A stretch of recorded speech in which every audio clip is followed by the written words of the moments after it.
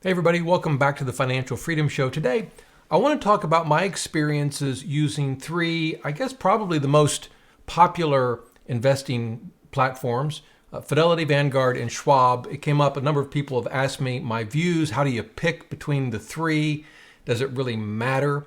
And so that's what we're going to do in today's video. I've got 7 things I want to share with you that I hopefully will help you decide what's best, for your specific situation. Now, just as background, I've used Fidelity and Vanguard, 1,000 years. No, probably not quite that long. 20, 25 years.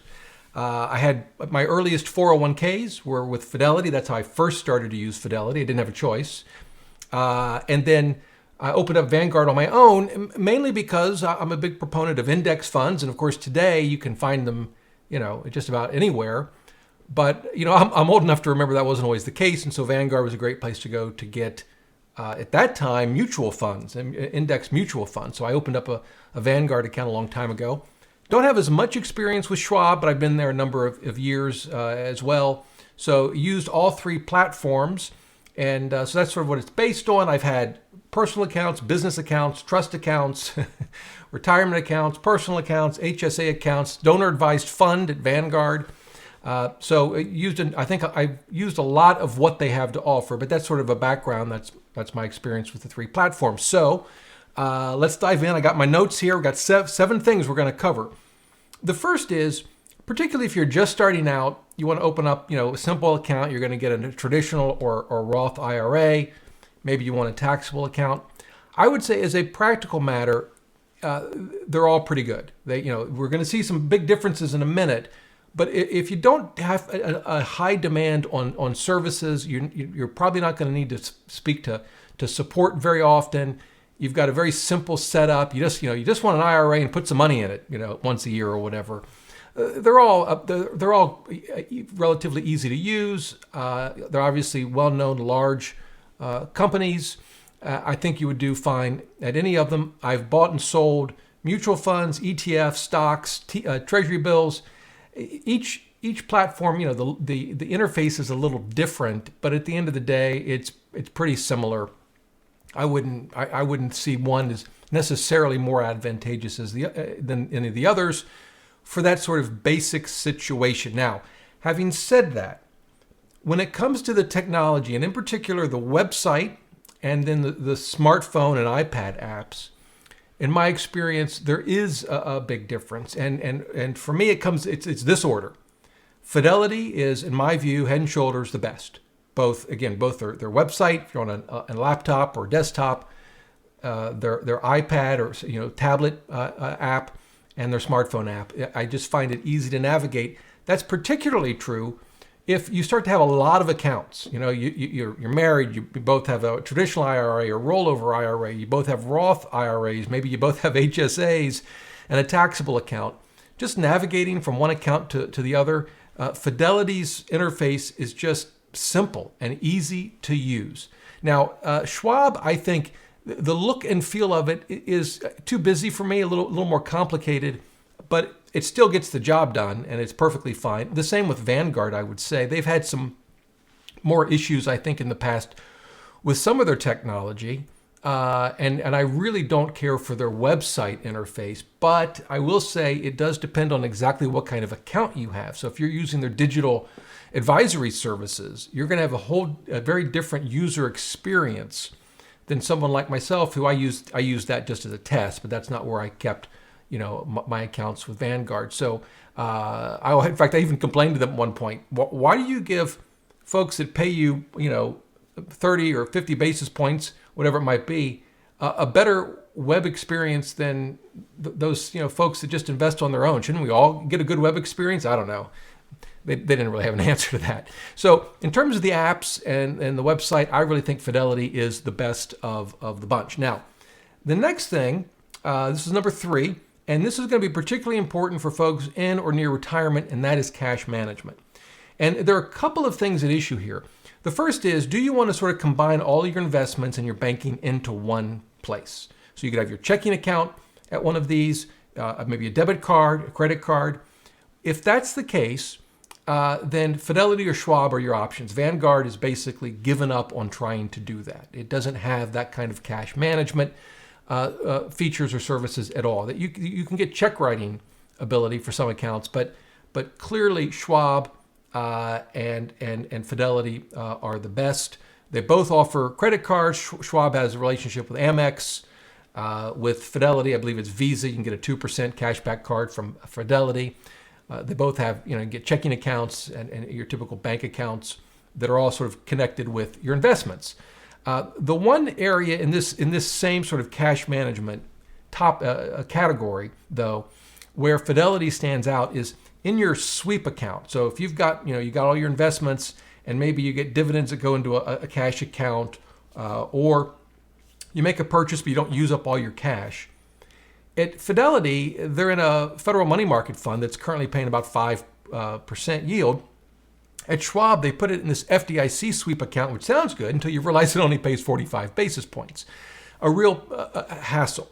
So you've got to constantly be aware at Schwab, don't leave your money in that account unless it's for a day or two. Is there any money in there? You got to get it into at least a money market fund or maybe into T-bills, depending on, or invest it, depending on what you want to do. But you don't want to leave it in the sweep account at Schwab. They're cheap over there. Fidelity, I think, does a lot better. So, if you're weighing that, I guess I give the nod to Fidelity. But again, you can manage your cash management. You can work with either Schwab or Fidelity, except for that one difference. Vanguard, no, you're kind of out of luck. Now, customer service. This is a big one. And I've used all three extensively, both with phone calls. I've had reps assigned to me. I've done online chat. Without question, Fidelity and Schwab are head and shoulders better than Vanguard. Vanguard is really not done well in this area at all. And I've heard some horror stories where people are on hold for 30 or 40 minutes. Now, I had never experienced that. But they at one point assigned a rep to my account, and then they took that away. I just found their level of service to be very, very frustrating. Again, if you're just opening up an IRA for now, maybe it doesn't matter. But when you get into the retirement and you're dealing with required minimum distributions and you want to maybe set up a trust for estate planning, and maybe you have a business account, you want to set up a solo 401k like I did for my small business, Vanguard's just not the place to be. I'm sorry. I wish I didn't have to say that because I love Vanguard. I love the late Jack Bogle. I love everything that Vanguard stands for as an index fund investor. But when it comes to customer service, Schwab and Fidelity, head and shoulders better. They also have offices. So I have a Schwab and a Fidelity office within 10 minutes of my home. Not that I go there very often, but it's kind of comforting to know that I could. As between the two of them, I've had good experience with both. So I don't see as one doing better than the other, but they're both much, much better than Vanguard. Now, the next one, this is number 5, tools. You might not think about it, tools. You might think of investing tools. If you're a day trader, you might need certain kind of tools. I don't need that because I'm more like a century trader, so I try to be. So I don't need those kind of tools. But there is the issue of maybe aggregating all of your accounts within the tools offered by one of these brokers. So in other words, maybe you have accounts at all three, or maybe you also have an account at M1 or at Betterment or at wherever, and you'd like to see all your investments in one place. Now, we know, longtime viewers know, we've talked about Empower. Cubera is another one that I like. I'll leave links to all this below the video. Cubera is another one I like. Stock Rover is another one that I like. But you can also use your broker. Now, all three of them allow you to connect outside accounts so that you can see all of your investments at one place. And by the way, they use the same technology to connect, let's say a Fidelity is going to use the same technology to connect, say, your Vanguard account so that you can see it all at Fidelity, that any of these data aggregators are using, okay? So in that sense, you can do that with all three of them. The one thing that Fidelity offers that the other two don't is what's called Fidelity Full View. It's based on eMoney, which is a sort of a financial planning tool that advisors use. I have access to it through an advisor that I work with. It's not my favorite tool, actually. I mean, it does a lot, but its user interface is not great. But it is available to you at Fidelity, which gives you more than just linking your accounts. You can see your asset allocation aggregated across all accounts that you may have, wherever you've got investments and other financial assets. If you link them with full view. So that is, I think, a nod to Fidelity. that they have that. I don't know that I would make my decision based on that, but it's something that might be of interest to you. Okay, number 6, we got 2 more. All 3 of them offer automated investing services. You may have heard them referred to as Robo Advisors. I've tested Vanguard's and did a video on it, I don't know, year and a half ago. Wasn't happy with it, had a lot of errors with it. I'm going to hope they've corrected those. But their tool was much more limited in the kinds of accounts you could open up through their Robo Advisor digital advisory service. Schwab's and Fidelity's, they're much more expansive in terms of the types of accounts you can open up.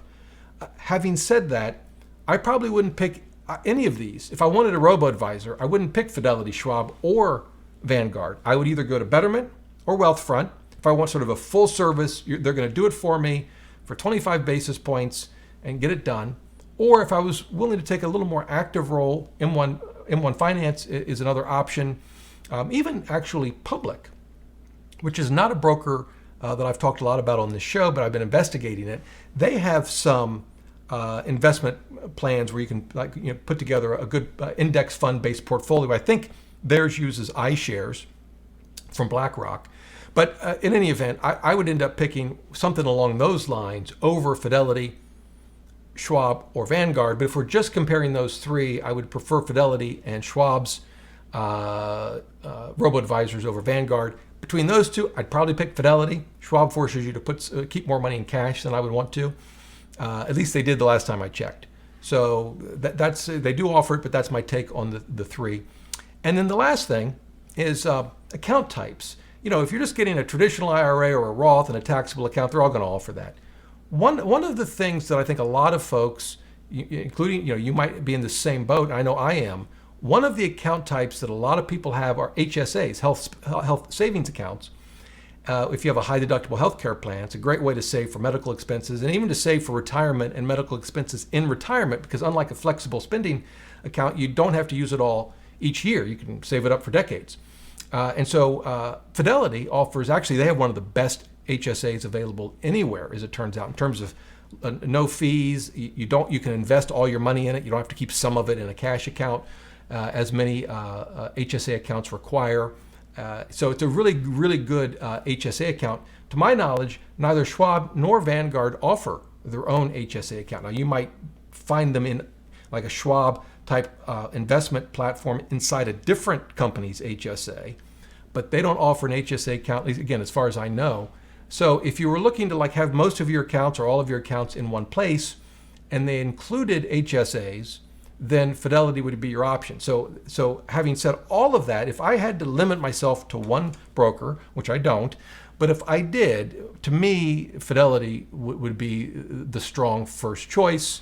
I think Schwab would be a not too distant second, and Vanguard would be a very distant third. Now, keep in mind, at both Fidelity and Schwab and any broker, I can always invest in Vanguard ETFs, and in fact, I do. So I don't have to go to Vanguard to get access to their great index funds. Now, if I wanted to invest in mutual funds, there are going to be fees that you'll have to pay at a Fidelity or Schwab to buy a mutual fund, but I'm just as happy with the ETF version, and those don't have fees to buy them at Fidelity or Schwab. So there you go. That's my take on Fidelity versus Schwab versus Vanguard. Would love to know your opinion. And if you have any questions as well, just leave them in the comments below. Be happy to help you out any way I can. And until next time, remember, the best thing money can buy is financial freedom.